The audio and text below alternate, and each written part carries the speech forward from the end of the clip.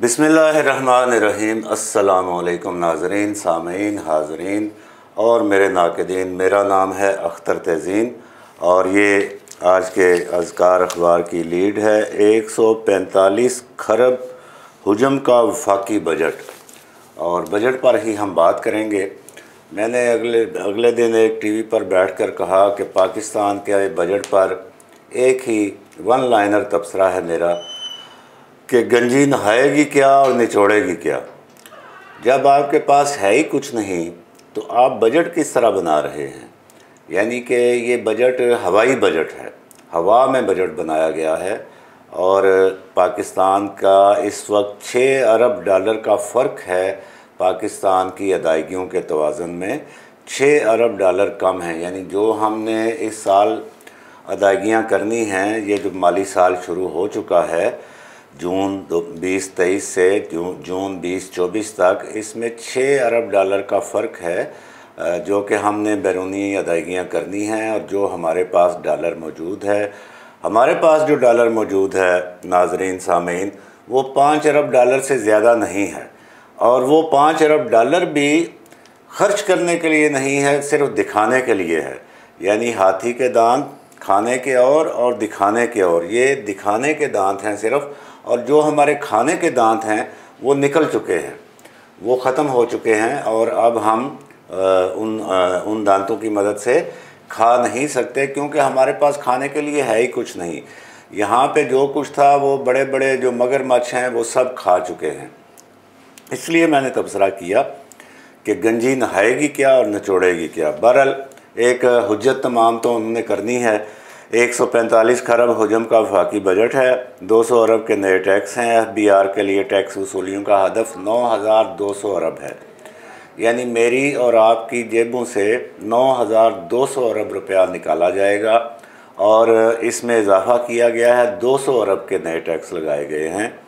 और इसके अलावा तनख्वाहों में, सरकारी मुलाजमीन की तनख्वाहों में 30% से 35% इजाफ़े की तजवीज़ है। और वज़ीर ख़ज़ाना इसहाक़ डार साहब अभी बजट पेश कर रहे हैं।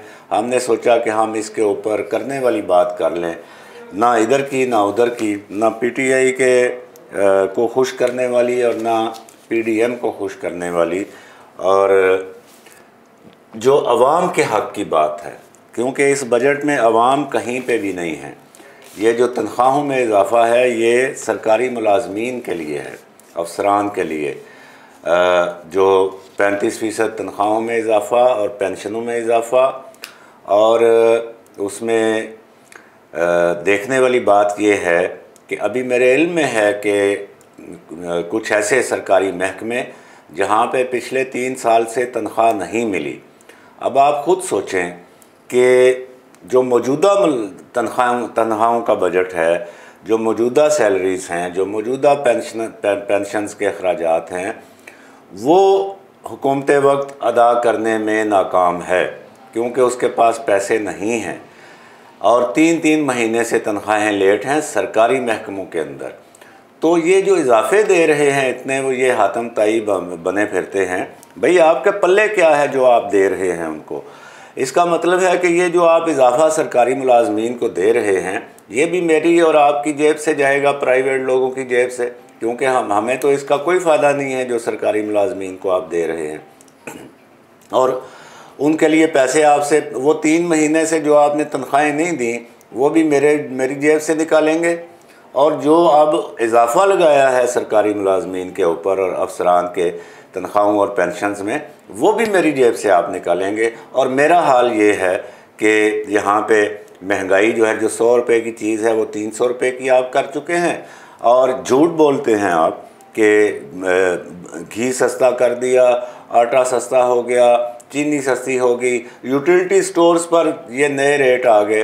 भाई रेट्स का तो ऐलान आपने कर दिया, लेकिन वो चीज़ें यूटिलिटी स्टोर्स पर मिलेंगी तो आवाम को फ़ायदा होगा ना, वो तो वहाँ पे मुयस्सर ही नहीं है। तो ये एक मतलब कि जो आप हुकूमत में रहने का मतलब है कि आप पर फ़र्ज़ है 24 करोड़ आवाम को रिलीफ पहुँचाना, उनके हक़ में फ़ैसले करना और उनको सही बात बताना। लेकिन आप उनको चक्कर में डाल रहे हैं। एक चक्री माइंड है जो इस वक्त पाकिस्तान पे हुकूमत कर रहा है। अभी आप देखें सरकारी मुलाजमीन, ये सरकारी मुलाजमीन का बजट है, ये मेरा आपका आवाम का बजट नहीं है, और उसकी तफसील मैंने आपको बताई। अब आप इसमें इसका दूसरा पहलू ये देखें कि IMF की जो नुमाइंदा हैं मुल्क के अंदर, उन्होंने कहा कि हमें उम्मीद है कि ये बजट जो है IMF के मुताबिक होगा, शराइत के मुताबिक, और पाकिस्तान 6 अरब डॉलर की फ़िनांसिंग की जो फ़र्क है वो दूर करेगा। इसका साफ मतलब बनता है कि इसहाक डार साहब और जो IMF है उनके दरमियान अंडरस्टैंडिंग मौजूद है, IMF का प्रोग्राम इनको मिल जाएगा, और इसीलिए IMF की शराइत के मुताबिक ये बजट बना रहे हैं। अब IMF जो है वो ऑन बोर्ड है हुकूमत पाकिस्तान के साथ। इसमें हम पहले बात कर चुके हैं, मैं एक प्रोग्राम में का मुझे याद है, शायद इस प्रोग्राम में नहीं की मैंने, लेकिन एक TV चैनल पे, कि IMF के प्रोग्राम के बगैर ये बजट बन ही नहीं सकता। इसलिए अब ये कंफर्म है, वज़ीर-ए-आज़म ने वैसे कहा था कि इस माह हमें मिल जाएगा प्रोग्राम, लेकिन इन चीज़ों से पता चलता है कि IMF का प्रोग्राम वाकई मिल जाएगा, क्योंकि बहरहाल IMF को हमारा जो हमें आसरा इसलिए भी देना है, मेरे लिए और आपके लिए नहीं, अपने उन पैसों के लिए जो वो देंगे और जिनको सूद लगाकर उन्होंने वापस लेना है उनके लिए। अब सरकारी मुलाजमीन के ऊपर ख़ुद IMF की क्या है, क्या बात IMF करता रहा है। IMF ये कहता है कि पाकिस्तान में सरकारी मुलाजमीन और अफसरान का हुजम ज़रूरत से बहुत ज़्यादा है, कई गुना, 10 गुना से भी ज़्यादा है। और आप देख सकते हैं, अभी मैं कल ही एक सरकारी थिंक टैंक में गया हुआ था, तो मैं हैरान रह गया। एक छोटी सी कॉरिडोर है और 10 कदम मैं चला तो 10 कदम पर मैंने 3 तख्तियाँ देखी जिन पर DG फ़लाँ, DG फ़लाँ, DG फ़लाँ लिखा हुआ था। डायरेक्टर जनरल लेवल के 3 अफसरों की तख्तियाँ एक छोटे से सरकारी थिंक टैंक में। अब आप अंदाज़ा कर लें कि जहाँ पे आपने इतनी अफसरशाही पाली हुई है, वहाँ पे आप जारी तनख्वाहें कैसे देंगे जो कि 3 महीने से लेट हैं, और जो इजाफ़ा कर रहे हैं वो कहाँ से देंगे।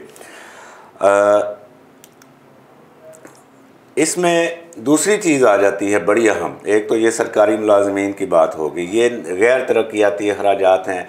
मुझसे और आपसे जो 9,200 अरब के टैक्स ये हमारे हम अपने पेट काट कर इनको देंगे, अपने बच्चों का हक जो है वो ये हमसे छीन के ले जाएंगे, उसका बड़ा हिस्सा इन मुलाजमीन की तनख्वाहों, मुराद, पेंशनों, इन मुलाजमीन और अफसरों ख़ास तौर पर उन पर ख़र्च होगा।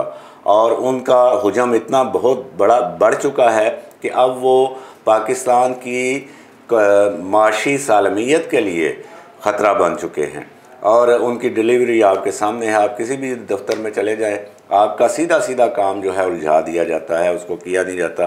और वैसे भी आउटपुट देखा जाएगा, अगर इन मुलाजमीन और अफसरान का इतना किरदार है इस हुकूमत को चलाने में या इस मुल्क को चलाने में, तो ये मुल्क इस वक्त दिवालिया के करीब क्यों पहुंचा हुआ।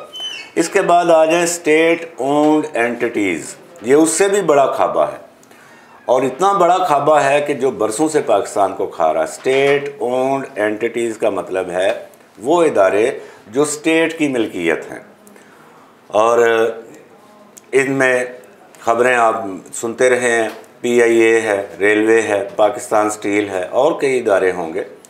और अभी इन इदारों को चलाने के लिए अरबों रुपए सालाना हुकूमत पाकिस्तान अदा करती है, और वो अरबों रुपए भी मेरी और आपकी जेब से जाते हैं।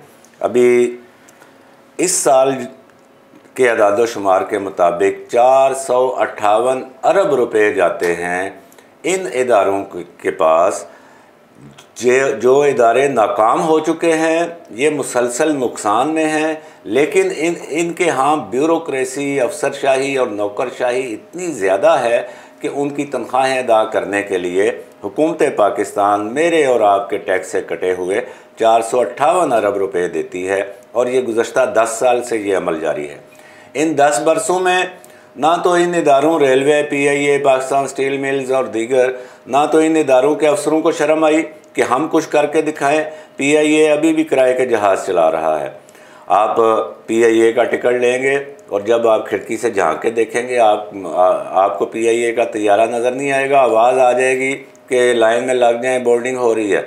नीचे को प्राइवेट कंपनी का तैयारा खड़ा होगा। ये हाल है इनका।